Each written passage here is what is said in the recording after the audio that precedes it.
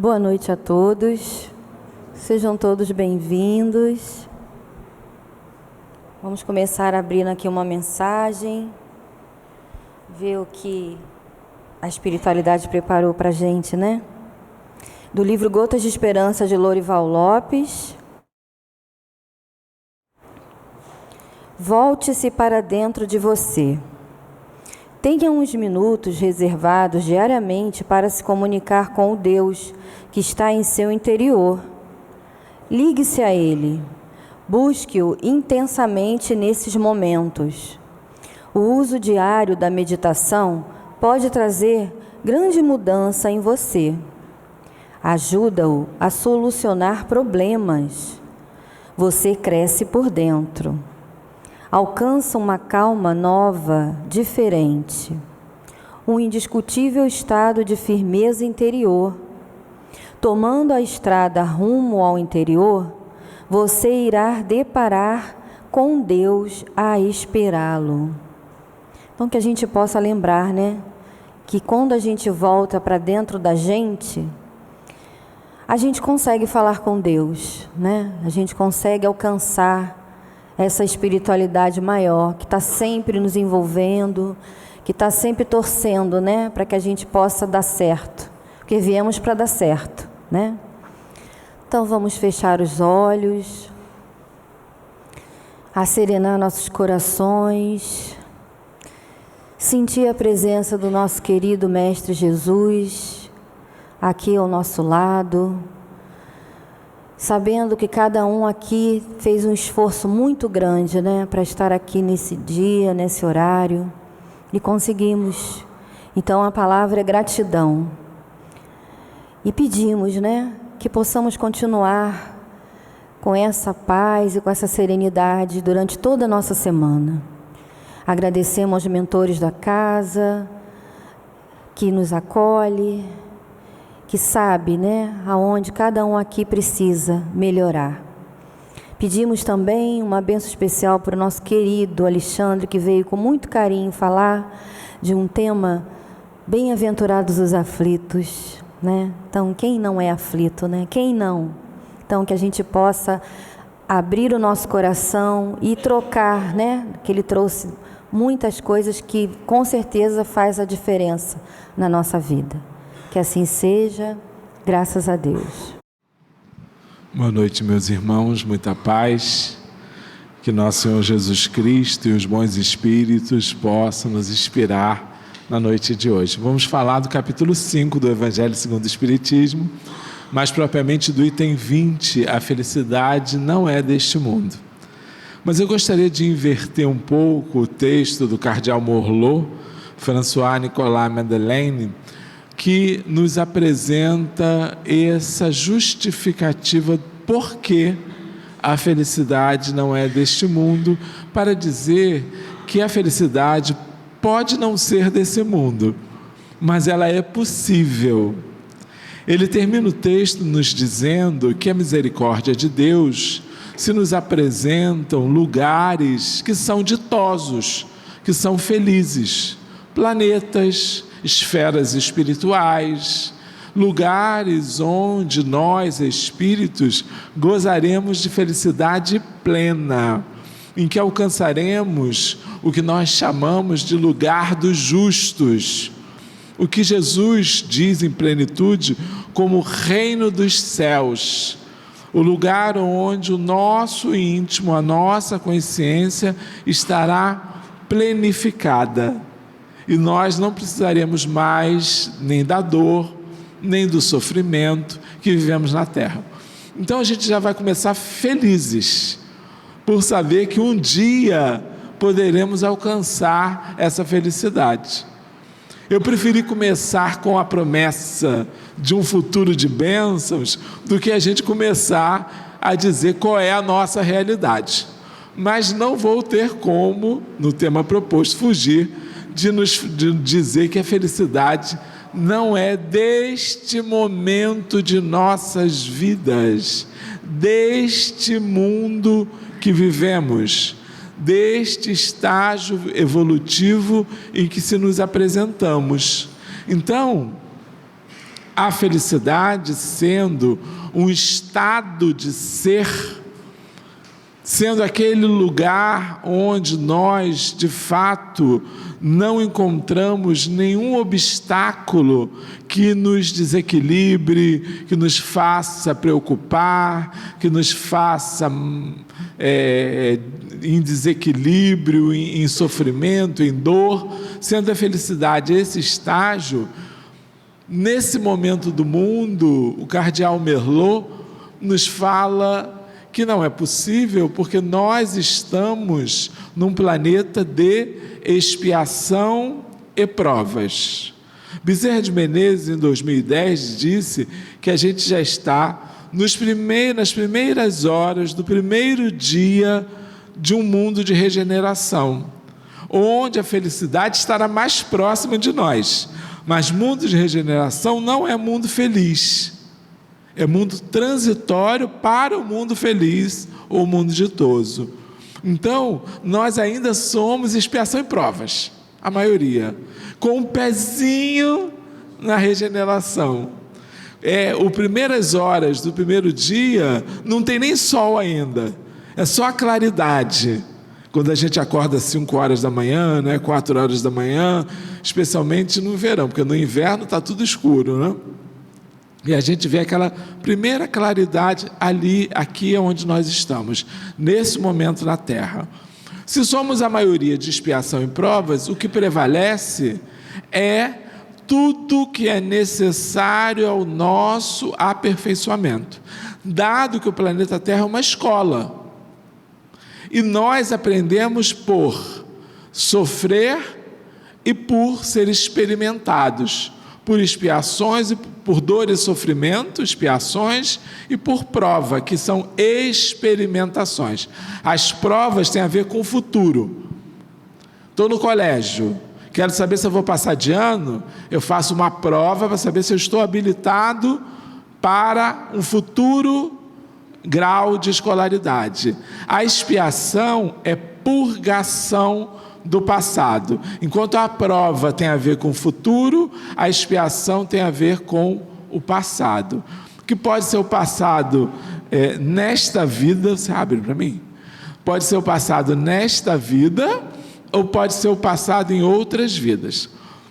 Para entender o nosso tema de hoje, a gente precisa ser reencarnacionista. Se a gente acreditar que é uma vida só, fica tudo complicado, porque eu estou vivenciando no momento tudo, sem chance de ver futuro e sem chance de ser o herdeiro do passado. Então, se nós somos reencarnacionistas, a visão, ela é dessa explicação de que nós somos herdeiros de nós mesmos e que estamos aqui construindo o nosso futuro. Como o nosso estágio é de expiação e provas, e a expiação abarca a dor, que é física, e o sofrimento, que é psíquico, que é mental, que é emocional, a gente, em todos os momentos da vida, terá dor e sofrimento. Felicidade muitíssimo passageira. São momentos de felicidade que a gente encontra na Terra, até para a gente saber o que a gente pode ter de felicidade plena. Então a gente tem momentos de felicidade para saber o que é bom e saber se eu quero aquilo. Como herdeiros de nós mesmos, entendendo que nós temos a ligação do passado e do futuro, estabelece-se que o caminho da felicidade é trabalhoso, que a gente precisa se esforçar para consertar os nossos erros do passado e, ao mesmo tempo, nos mostrarmos melhorzinhos para o nosso futuro. Por isso que o Espiritismo não é uma doutrina salvacionista. O Espiritismo não promete salvação.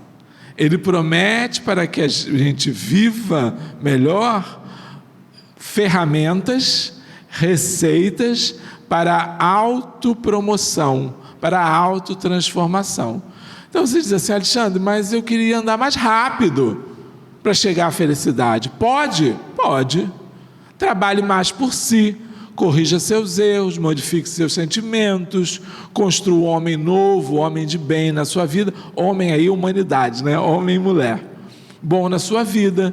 Resista à tentação. Não tem coisa pior do que a tentação. Porque a tentação só existe porque você é tentável. Nem sei se existe essa palavra. Você é suscetível de cair no erro. Por isso que a tentação existe. Porque não adianta você, por exemplo, tentar uma pessoa que não tem propensão ao roubo, você tentar oferecer a ela chance de roubar. Não adianta nada. Ela não tem a propensão, ela já vivenciou aquilo, ela não vai passar por aquilo. Mas quando a gente passa por algum momento da nossa vida em que nós somos expostos a determinada situação, que nós ficamos na dúvida errada, se nós fazemos ou não fazemos, ou até muitas vezes nós cedemos facilmente àquele caminho errado, é porque a gente já trazia essa tendência do passado. Eu fico muito feliz com os espíritos, porque tudo para os espíritos é casado. Eu peguei o Uber agora e eu queria saber do trânsito, eu só fiz uma pergunta ao rapaz. Eu perguntei a ele assim: o trânsito está ruim? Ele começou a falar da vida dele no Rio Comprido e só parou aqui. E eu ouvindo, só dizia assim: ah, muito bem, está certo, isso mesmo. E realmente, ele falava de uma vida muitíssimo regrada. Ele falava de uma vida excelente, em que ele conseguia controlar a vida com uma eficiência, pensando nas outras pessoas, né? Nós que estamos no mundo, excepcional. Tudo que ele me contou, se for verdade, né? Partindo do pressuposto que é verdade, ele é uma pessoa que está conduzindo a sua vida muito bem. Quando eu saí do carro, eu dei parabéns a ele, eu disse: continue a viver do jeito que você está vivendo, porque é uma vida muitíssimo certa. Eu só não contei para ele o que os espíritos me falaram, que na verdade a condução era muito boa, mas era muito rígida. Ou seja, ele, mesmo fazendo um caminho muito bom, tinha coisa para consertar, porque senão ele não estaria aqui entre nós. Então, ao mesmo tempo que ele fazia um caminho correto de vida, ele era muito rígido nas coisas. E todo mundo, ele me falou de meia dúzia de pessoas erradas que passaram pela vida dele, e eu dizia assim: sim, mas parecem pessoas normais.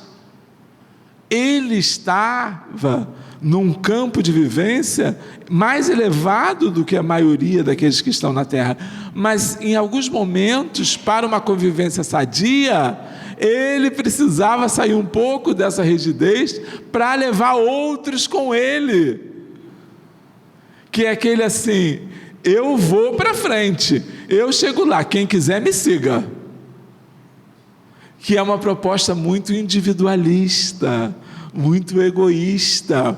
Embora, se vocês ouvissem metade do que ele faz, vocês dizem assim: meu Deus, como eu queria ser igual a ele, né? Porque realmente é uma vida muitíssimo boa, certa de viver, que não faz mal a ninguém, que tem uma vida econômica muito equilibrada, trabalha, é justo com os amigos, mas tem coisa para consertar.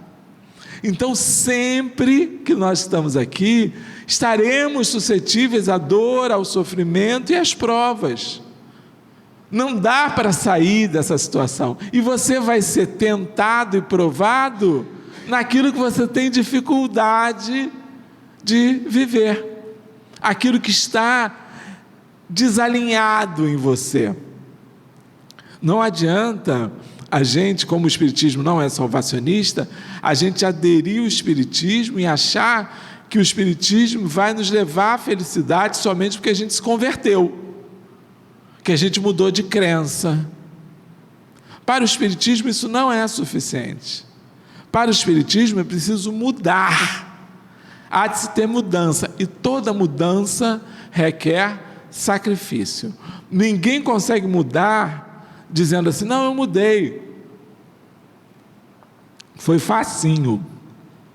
Não é uma mudança, porque se fosse de fato mudança, Eu teria que sair daqui para aqui, ou daqui para aqui, ou daqui para aqui. Tem um percurso, tem um caminho, tem um espaço físico, um espaço de tempo a percorrer. Mas Paulo de Tarso fez a sua mudança somente na estrada de Damasco. Muito bem, mas ele fez a mudança porque viu que falou com ele. Claro que se Jesus chegar e ficar perto da gente, chegar e bater no nosso ouvido assim, muda, Alexandre, eu mudo correndo, né? Porque Jesus, né, dá uma forcinha, né? Mas a gente não vai ter esse Jesus no ouvido, né? Mas não tem Jesus, mas tem eu aqui, repetindo cansativamente para vocês, que é preciso fazer. Tem os bons espíritos nas obras, repetindo para que a gente mude. Vocês não, nós, né? Para que nós mudemos, que nós nos transformemos, que nós nos melhoremos. Então, esse esforço de mudança é o que vai fazer a gente começar a apontar para o caminho da felicidade futura. Esse esforço de mudança que vai fazer com que nós sejamos reconhecidos por Deus, por Jesus, pelos bons espíritos, como os esforçados, como aqueles que querem sair do status quo, como diz o latim, né? Da posição de acomodação. Somos nós que queremos nos transformar. Quando esse capítulo se apresenta, quando Jesus diz assim, bem-aventurados os aflitos, os que choram, porque bem-aventurança significa felicidade. Bem-aventurados, felizes serão aqueles que, embora aflitos, receberão a consolação. Então quer dizer que não basta ser aflito? Não basta ser aflito. Eu já contei para vocês do CTI, né? CTI é uma coisa assim, a sucursal do umbral. CTI, eu fiquei 4 dias no CTI por engano, consciente. Meu Deus do céu, né? Quem trabalha no hospital sabe, né? Deus me livre.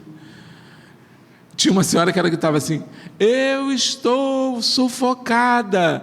E aí o enfermeiro que estava de lá, faz uma forcinha para respirar. E eu disse assim, meu Deus, quem está ficando sufocado sou eu, porque eu não aguento. A noite toda ela nessa gritaria e ele dizendo, faz uma forcinha para respirar. Eu saí do CTI cheio de promessas, que eu seria um homem novo, eu sou diabético, nunca mais eu iria comer doce. Não durou um mês, mas eu tive aí a boa intenção no início. Aí eu disse assim, todo mundo que passa para o CTI sai renovado. Eu ficava com esse discurso. Não, CTI a pessoa sai nova. Aí eu falei no trabalho por um amigo, ele disse, Alexandre, lê do engano. Meu sogro, que era uma peste, ficou 2 meses no CTI. Eu disse, então saiu um anjo. Não, saiu muito pior. Então não basta sofrer, tem que saber sofrer.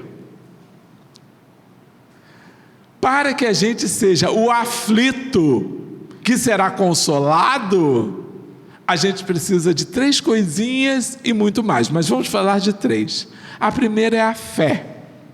A precisa de fé. Para alcançar essa felicidade futura, eu tenho que crer que ela existe. Tenho que crer que é possível.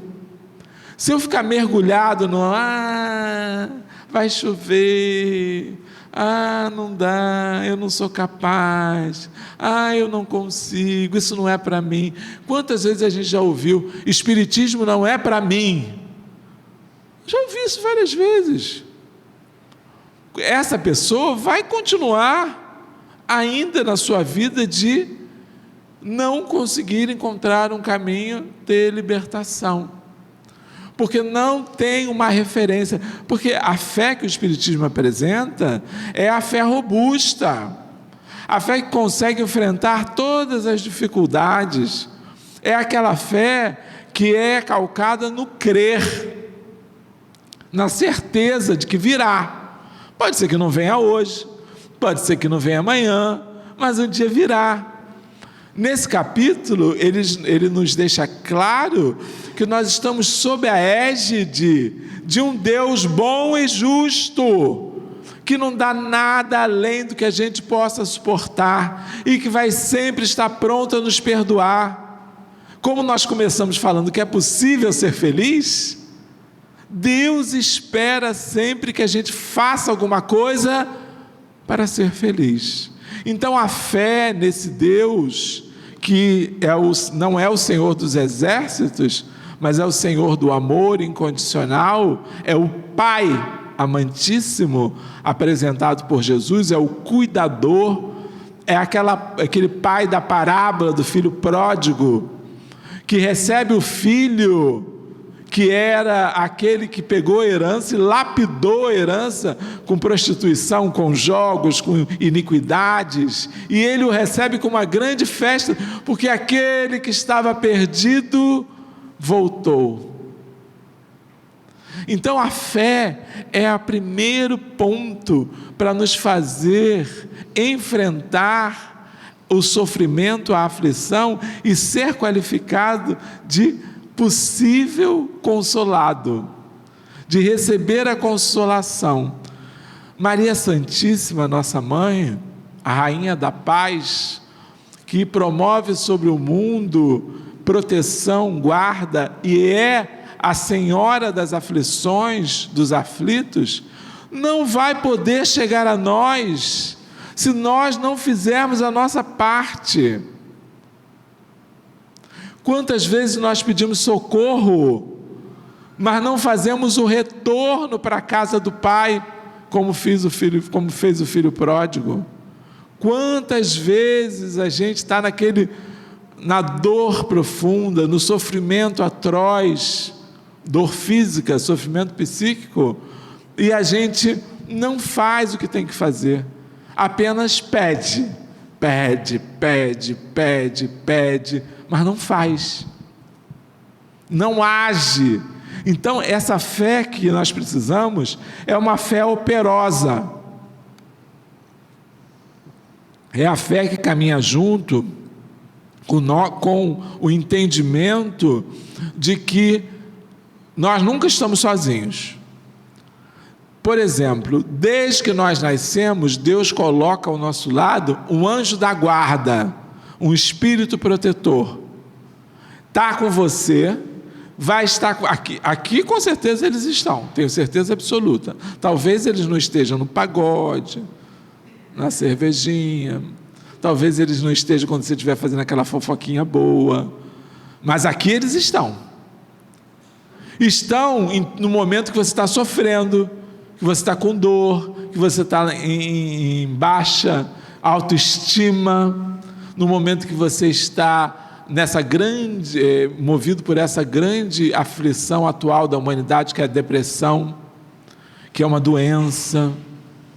Então eles estão conosco o tempo todo, sabem mais do que nós. Então guia espiritual, anjo protetor, anjo da guarda, sabe mais do que nós. Mas eu já vi gente dizendo assim: eu estou aqui tomando essa cerveja porque meu guia espiritual gosta de beber. Eu disse: espírito de porco. Porque se sabe que o álcool faz mais mal para a criatura, que o álcool pode gerar dependência. Não, eu fumo porque meu espírito protetor gosta de fumar. Então o espírito é mais ignorante do que os médicos, do que as pessoas que conhecem as coisas. Então está na hora de trocar. No caso do anjo da guarda, tenha certeza que ele sabe mais que você, que ele está aí para te atender e estará contigo até o seu desenlace no corpo físico. Ele até em alguns casos pode ser trocado, em outros casos ele pode dar um tempo de você, porque se você der muito trabalho, se você estiver fazendo muita coisa errada, ele pode, se dar uma afastadinha, dizer assim: olha, deixa ele seguir, porque já tentei, ele não me ouve. Mas quando você fizer assim, meu Deus, ele corre para perto de você, porque essa é a função, esse é o desejo de crescimento, é vida de relação produtiva, de crescimento, é vida de bondade, de amor. Não é salário, ele não ganha salário para estar perto de você. Ele está ali porque quer, porque se comprometeu. Bom, primeiro é a fé, para a gente enfrentar e receber consolação sendo aflito. O segundo é a coragem. Gente, não é fácil sofrer, ter dor. Não é fácil. Eu já contei para vocês que eu ia fazer a cirurgia na vesícula. Aí a anestesia, eu não sei se é por as questões da mediunidade, a anestesia não pega direito em mim. Eu acordo fácil. Já acordei entubado. É horrível. Só Jesus. E aí eu fico nervoso com isso. Eu digo, meu Deus, será que eu vou acordar entubado no meio da operação? E eu fico tenso. Aí que não pega mesmo, né? Aí eu estava muito nervoso, a enfermeira disse para mim assim, meu senhor, eu estou percebendo que o senhor está desequilibrado. E eu olhando para ela, né? O senhor precisa um pouquinho mais de fé. Aí eu disse para ela assim, olha, você me desculpa, é que eu tenho uma fé teórica, eu falo de fé, é uma beleza, mas na hora de vivenciar, está difícil. Então a coragem é para esse momento, em que a dor vem, às vezes se prolonga, e não passa, e você acha que é eterna, e Maria Santíssima vem e diz, tudo passa, vai passar, precisa ter coragem de vivenciar esse momento. O sofrimento vem, tortura, amargura, você fica pensando, meu Deus, a vida não tem mais solução. Tem solução, para tudo tem solução. Então preciso ter coragem. Não vai ser fácil. Tem gente que tem essa mania, né? Às vezes o indivíduo é tabagista, 30 anos, alguém diz assim, para de fumar, isso é falta de vergonha na cara. Diz, meu Deus, não fale uma coisa dessa. A pessoa, cada um tem as suas necessidades, os seus enfrentamentos, as suas dificuldades, né? O seu nível de dependência. Cada um tem que fazer o trabalho por si. Então nada é fácil, mas a coragem vem para dar sustento. Talvez o que eu precisasse naquele momento não era nem de fé, era de coragem, né? Eu estava aquele ratinho medroso que precisava, mas ela me deu uma injeção de ânimo. E eu sempre pergunto aos espíritos, quando eu passo por um momento desse, se eu vou desencarnar. Eles nunca dizem. Isso é aflitivo, né? E por mais que vocês achem estranho, quando eu estou já bem acordado, eu disse, viu, não era agora. Eu disse, mas agora não adianta mais, já passou. Eu queria saber antes, né?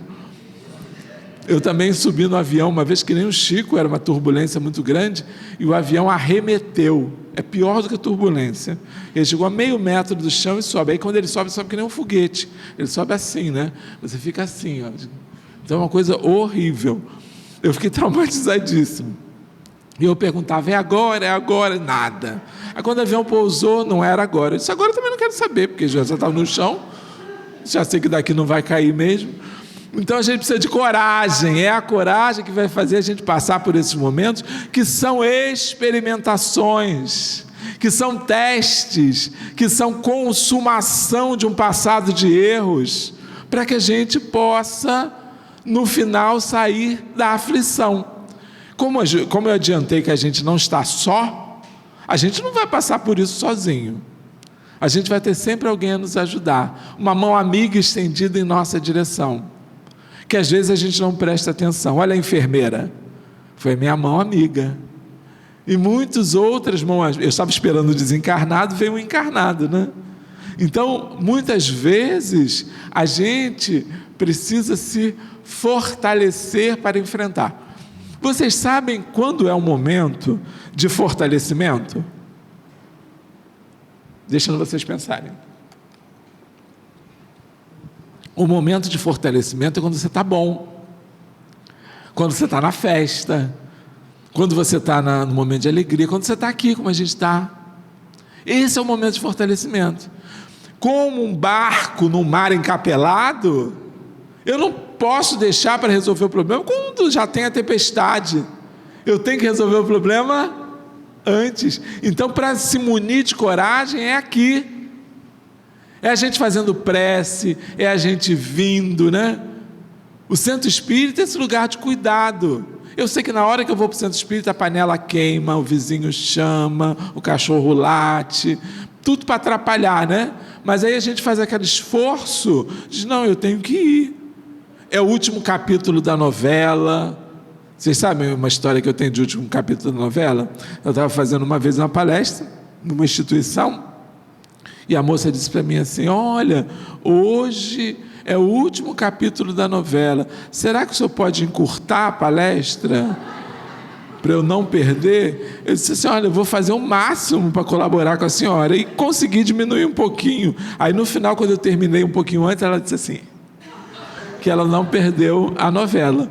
Então, a importância da gente entender que esse é um momento de usina, de força. Vá tomar o passe magnético, não vá que nem um robô. Vá ali entregando a Jesus, a Deus, aos bons espíritos, seus problemas. Seja receptivo às energias espirituais, aos fluidos. Está formando energia, está formando corpo de solução, está formando bagagem de coragem.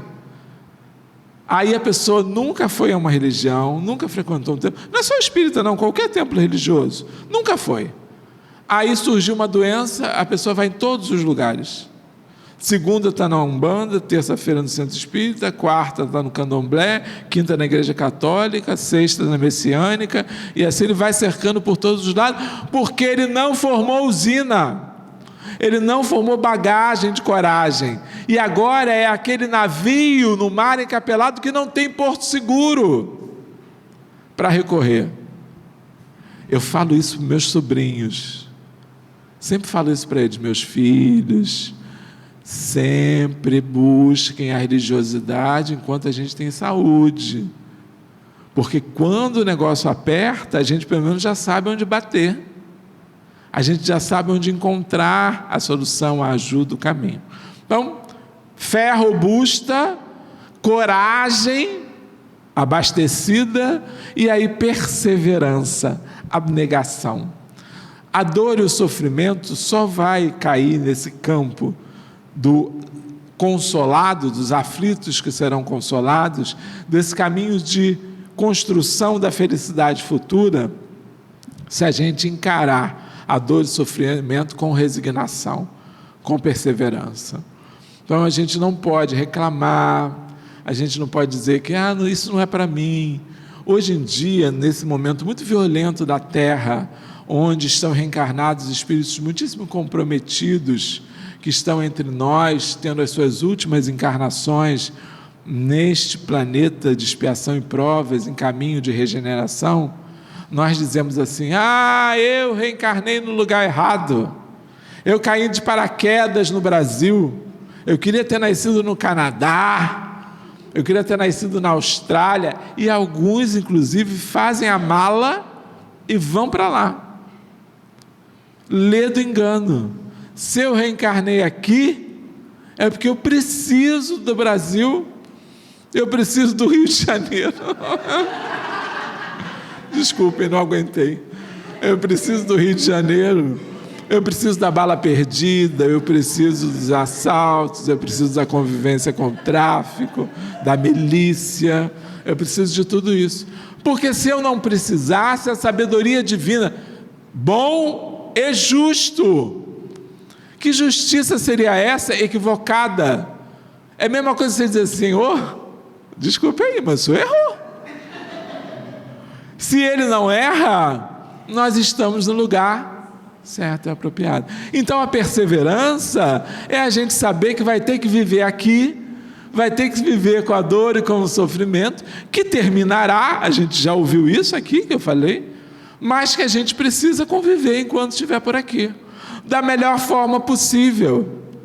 De repente, iniciar por não sintonizar com a violência, não criar vínculo mental com a violência.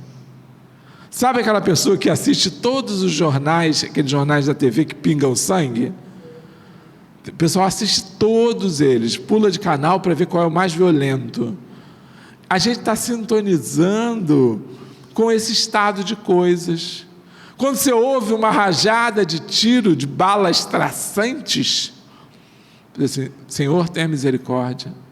Eleve seu pensamento a Deus: Senhor, tenha misericórdia de todas as partes, que eles possam despertar para a verdadeira vida, que essas balas não cheguem a ninguém, não destrua famílias. Pronto, quando a gente faz isso, a gente sai da sintonia, A gente eleva o pensamento, a gente sai dessa atmosfera. Isso é perseverança de viver.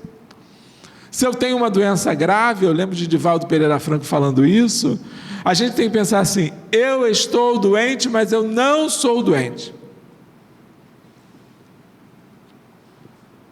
A doença é diagnosticada, mas eu não viverei o estado em que a doença causa ao indivíduo. Claro, em alguns momentos ela vai se manifestar de forma violenta, grosseira, que vai nos machucar bastante. E aí eu vou ter que ter a conformação, a resignação de que é aquele meu momento e aproveitá-lo da melhor forma possível.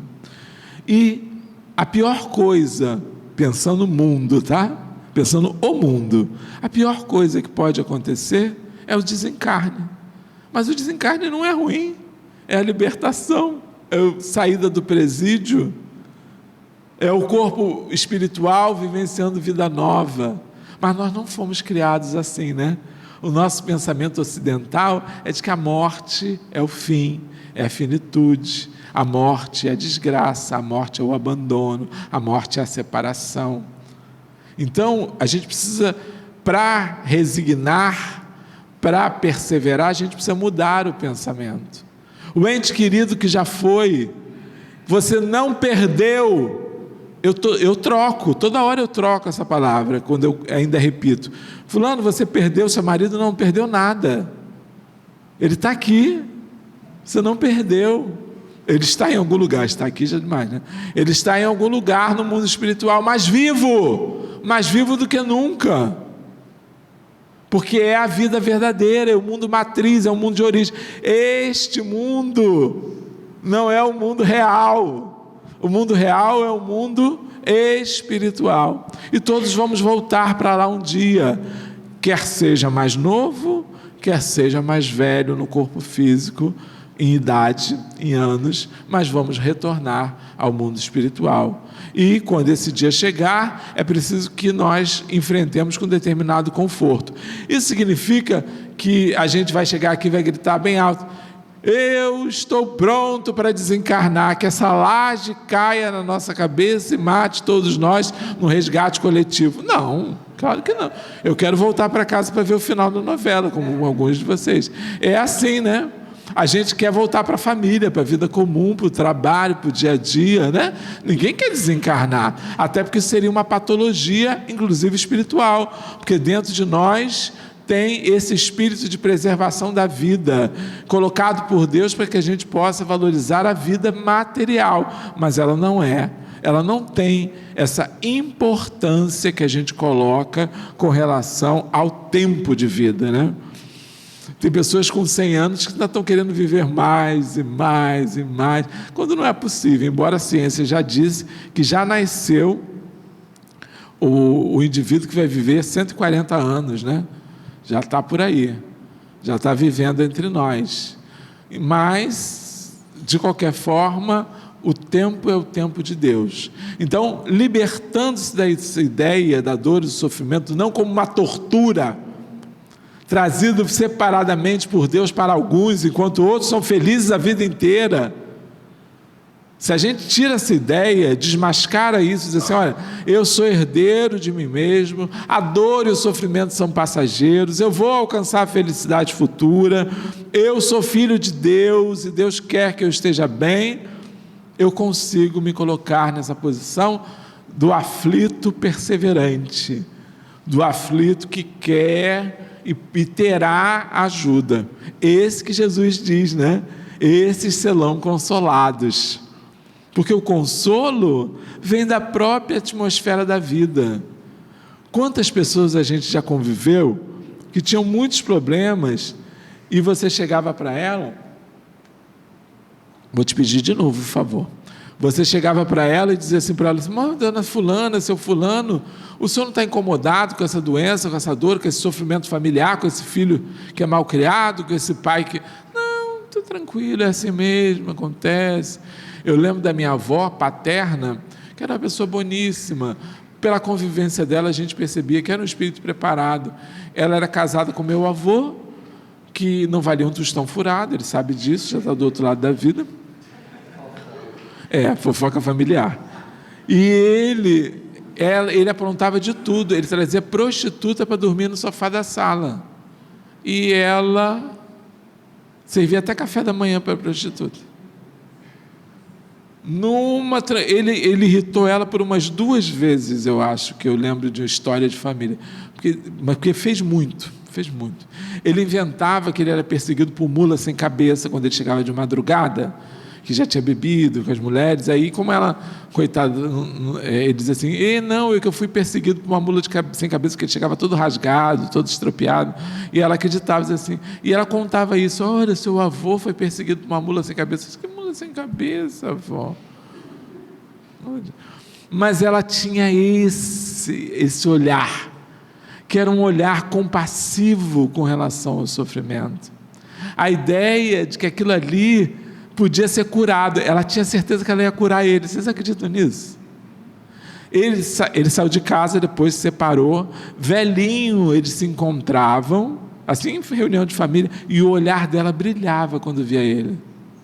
A gente percebia que ela ainda tinha um amor, né, colossal por ele. Esse amor, no caso, um amor entre almas, mas era mais que isso, era um amor puro, que tolerava coisas intoleráveis, né?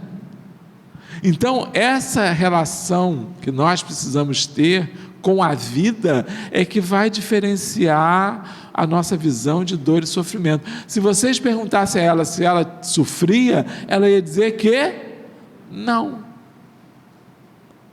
Porque ela tinha uma relação diferenciada com isso. E nós, em alguns momentos, precisamos ter essa relação diferenciada, que tem muito a ver com a gente não permitir que o outro faça nos atinja.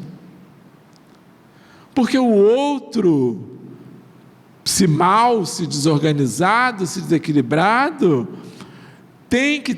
a gente tem que fazer com que esse mal, esse desequilíbrio, fique com ele, que é quem produz, não chegar para nós. Assim a gente também pode falar das doenças, dos sofrimentos, dos resgates feitos. E os Espíritos ainda dizem para a gente, quando a gente encara bem a dor e o sofrimento, é possível que ela seja reduzida, amenizada. Por exemplo, contava Chico em alguns momentos que uma pessoa perdeu um dedo, e alguém foi perguntar ao Chico por que ele tinha perdido o dedo, né? E os Espíritos respondem ao Chico: ele perdeu o dedo porque na verdade, embora ele fosse um trabalhador espírita, um homem, era para perder o braço, mas como ele estava ali trabalhando no bem, a expiação findou apenas com a perda do dedo, ele não precisou perder o braço. Então tem aí, isso, claro que isso é um exemplo, né? É mais para que a gente possa entender, mas tem aí uma grande lista na nossa vida de coisas que, se a gente caminha em direção a Deus, por esse efeito da perseverança, da resignação, as coisas vêm em nossa direção. Eu não tenho a mínima dúvida disso. Mas ainda vai restar alguma coisa? Vai, né? O Chico sofria abundantemente com aquelas vistas dele. Ele tinha dores absurdas nas vistas, e fazia o bem volumosamente, mas ainda precisava daquilo para purgar alguma coisa do passado. E assim somos nós, vamos ter coisas, vai acontecer coisas, mas a gente pode pensar assim, podia ser muito pior. Como eu estou fazendo bem, como eu estou tentando me consertar, diminuiu. O efeito veio em menor força, com menor intensidade. Então, a gente vivenciar olhando para a dor e o sofrimento como algo comum e como algo que tem a ver com a nossa responsabilidade é muitíssimo importante, porque a gente não joga para o outro, para ninguém, a culpa do que nós estamos passando. E essa relação com a vida, então, da fé, da coragem, da perseverança, vai fazer com que a gente consiga viver dias melhores na Terra. Embora a Terra seja o lugar em encontro que, como o cardeal Merlot nos disse, a gente não vai encontrar a felicidade plena, a gente vai encontrar momentos de sossego, momentos de harmonia, momentos de equilíbrio, momentos de paz. E esses momentos vão nos dar experiências, frações do que é a felicidade plena, a felicidade futura. Imagina o nascimento de um filho, não é uma felicidade? Deve ser, né? Eu acho. Quem já teve filhos pode dizer se é? O nascimento do filho é uma felicidade. Quando a gente está comemorando um aniversário, uma festa, é uma felicidade? É uma felicidade.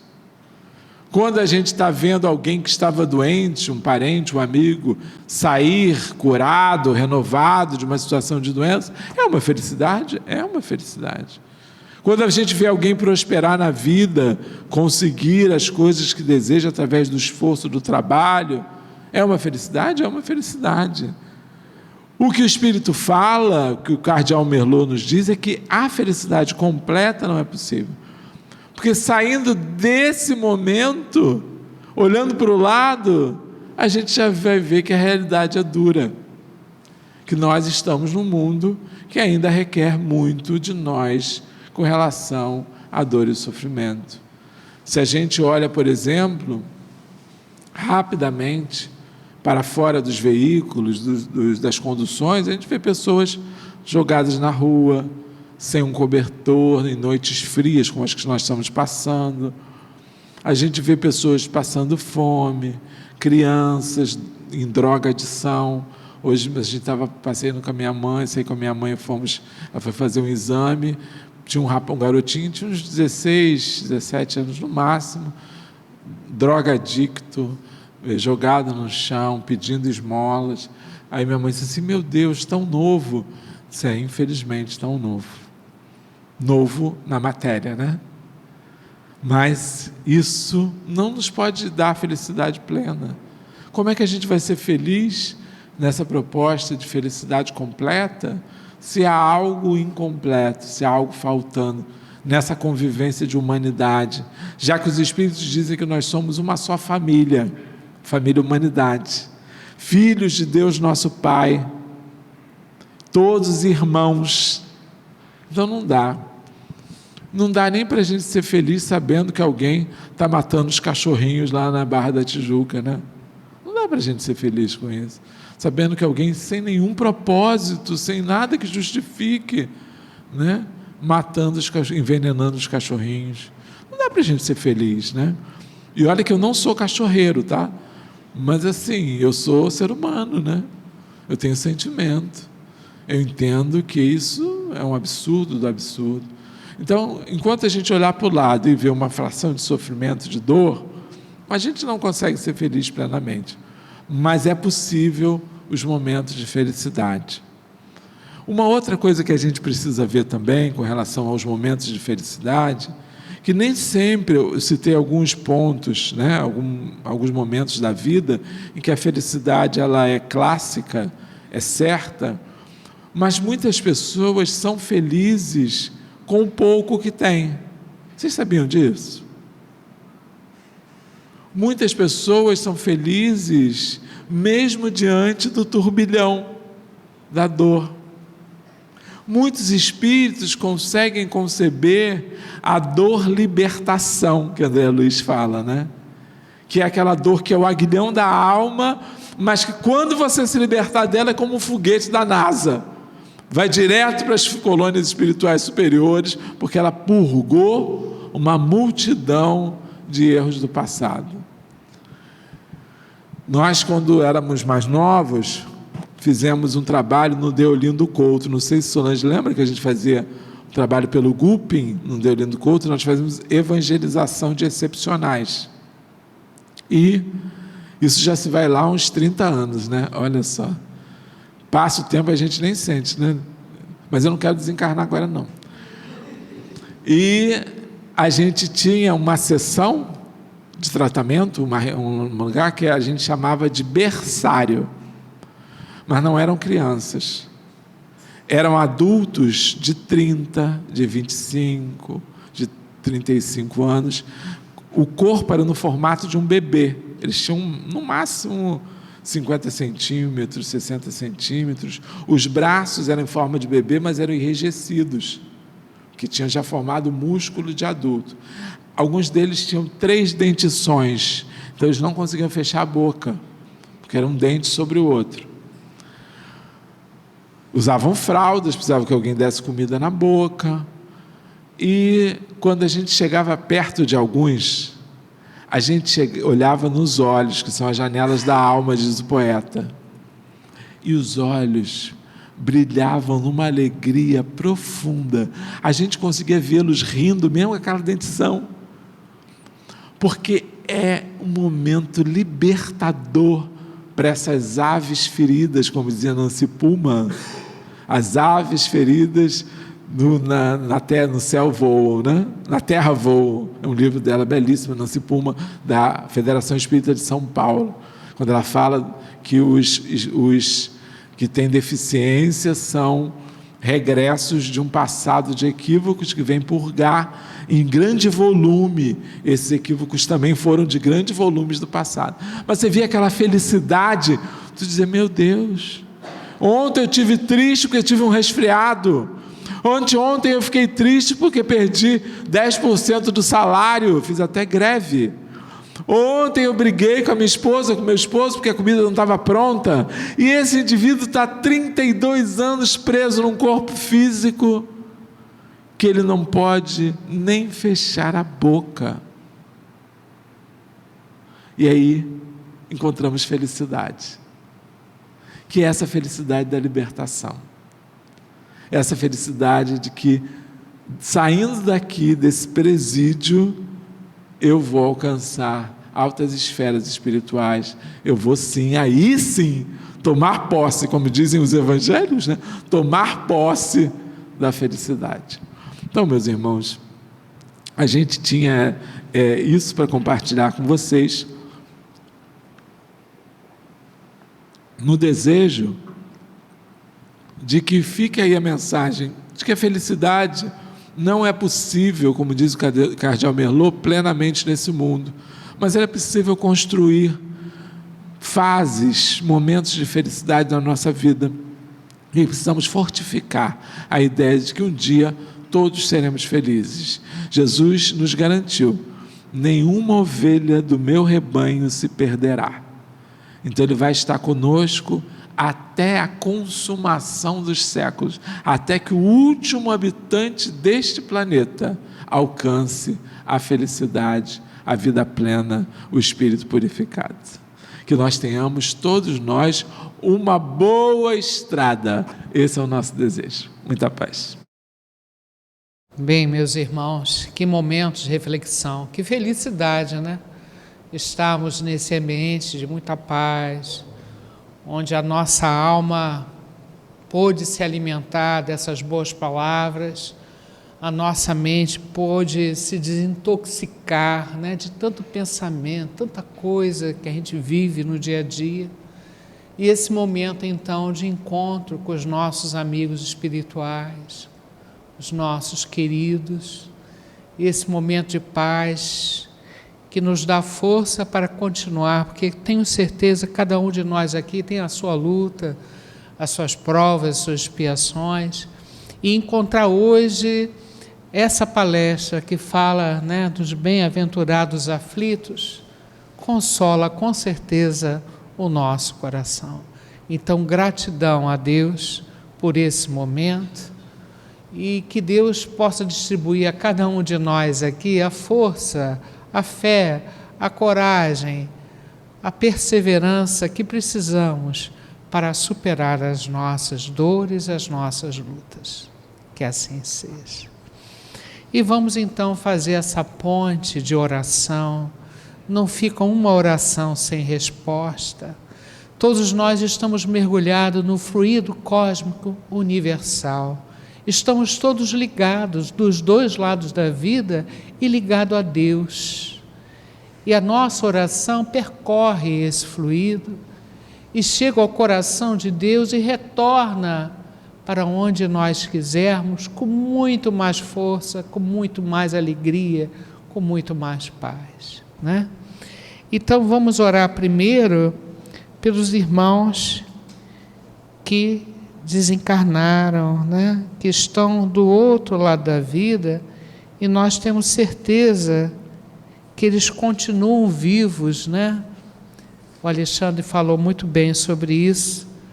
Então, aquele pai, aquela mãe, aquele avô, aquela avó, nossa família espiritual é imensa, e nós estamos honrando agora essa família, orando por eles, pedindo a Deus que abraça cada um desses irmãos por nós, que a nossa oração vai aí, o endereço vibratório, a nossa mente, chegue àquela pessoa especial que nos deu a vida, que nos deu a oportunidade de estarmos aqui, tanta gente do outro lado. E especialmente, eu peço em nome da minha amiga Fátima Pires, ela pediu que eu citasse aqui o nome da mãe dela, Hilda Soares, 37 anos que desencarnou.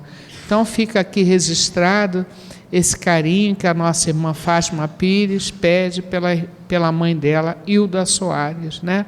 Com certeza ela manda um grande beijo para a nossa irmã Hilda.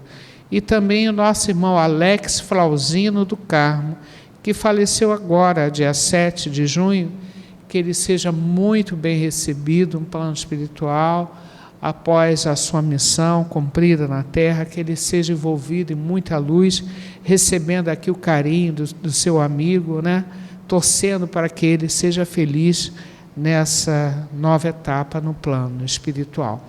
E todos os nomes que nós colocamos na caixinha de prece, todos os nomes que estão no nosso coração, na nossa mente, as nossas companhias espirituais, os irmãos que precisam de carinho, nós lembramos de Jesus na prece. Pai nosso, que estais no céu, santificado seja o vosso nome, venha a nós o vosso reino.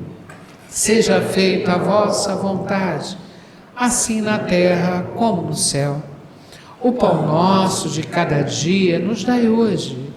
Perdoai as nossas ofensas, assim como perdoamos os nossos ofensores, mas não deixeis cair em tentação. Livrai de todo o mal, que assim seja.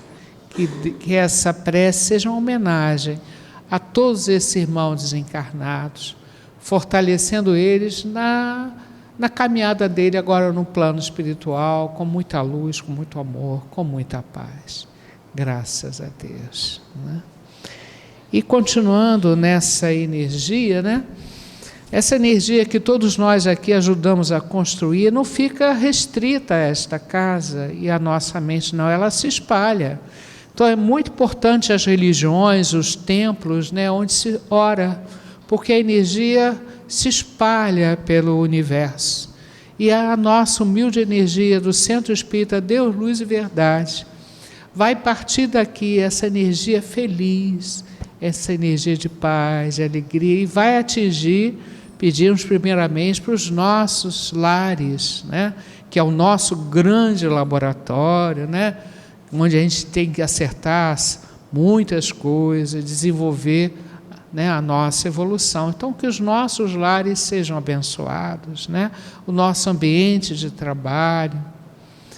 Pedimos pela nossa comunidade, vai se espalhando, aonde essa energia puder ir, né, do Rio de Janeiro, nosso Brasil, nosso Rio Grande do Sul, a nossa terra escola querida. Essa energia parta daqui em direção a esses lugares queridos, e um carinho especial para a casa do irmão Esperança, né? Que ela é uma casa amiga, tantos anos, então que ela receba o carinho do Centro Espírita de Luz e Verdade. Graças a Deus. E também pedimos, né, pelos nossos doentes, aqueles que estão precisando de carinho, né?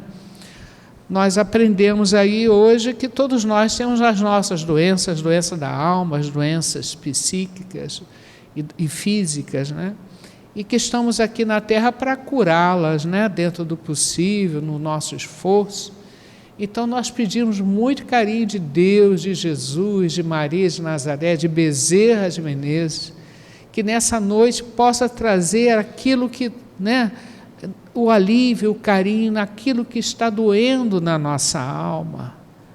Que esse carinho venha como resposta de Deus, esse amor misericordioso que o nosso Pai tem por cada um de nós. Possamos, nesse momento, nós que estamos aqui, vocês que estão assistindo pela internet, né? Seja o horário que for, é o horário que Deus estabelece, estamos juntos com Ele. Então temos vários pedidos aqui para o nosso irmão Luiz Carlos Siqueira Campos, no hospital, está no CTI do Hospital Memorial, no Gente Dentro, que nosso irmão seja ajudado. Também a nossa irmã Marta Vieira Soares, Rua Domingos Freire, 44, apartamento 310, bloco 2, no MER, que ela seja bem orientada pelos médicos da Terra, né, na superação dessas dificuldades que ela está tendo. E também a nossa irmã Irani Barbosa do Amaral Ferreira e Wellington José Ferreira, na Rua Cruz de Souza, 77. Todos os endereços e nomes que nós colocamos na caixinha de visita médica, e também basta mentalizar aquelas pessoas queridas que estão precisando de ajuda em casa, em algum lugar. Com certeza Deus vai dar a resposta, vai dar o carinho, pedindo por todos que estão aqui, nas suas dificuldades, as suas necessidades, também sejam atendidas. E a gente canta assim: vamos, Jesus, passear na minha vida. Quero voltar aos lugares em que eu estive só. Quero voltar lá contigo, vendo que estavas comigo. Quero sentir teu amor a me embalar. Cura, Senhor, onde dói. Cura, Senhor, bem aqui. Cura, Senhor, onde eu não posso ir. Cura, Senhor, onde dói. Cura, Senhor, bem aqui.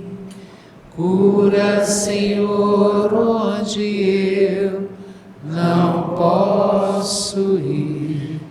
Quero pedir também pela nossa irmã Ilka Soares, pedir pela nossa irmãzinha criancinha da evangelização, que hoje não pôde vir, a Valentina, que está com problema de garganta, com febre, que ela seja abençoada, né? E todos os irmãos que estão pela rua, que estão nos hospitais, asilos, orfanatos, onde tiver uma dor, que Deus possa estar lá com a sua mão, aliviando, fortalecendo a cada um desses irmãos, né? Obrigado, Senhor, pela oportunidade. Bom, estamos encerrando a segunda parte do nosso trabalho e vamos para a última parte, que é o passe. Agora o passe é individual, né? Graças a Deus, vamos tomar o nosso passezinho lá na salinha. Então queremos, hoje é uma noite muito feliz, é uma noite de muita paz, de muita energia boa, nós renovamos as nossas energias aqui. Então agradecer a Deus pela oportunidade e pedir ao nosso Pai que derrame essa luz sobre todo o nosso planeta, abençoando a todos vocês um retorno às suas casas, com muita fé, com muita calma, abençoando o nosso irmão Alexandre, que teve sábado aqui com a gente, fazendo um estudo importante para a administração da casa, e hoje está aqui novamente. É uma bênção, né? Uma alegria muito grande. Que Deus o abençoe e possamos caminhar, né? Sempre com muita fé e esperança.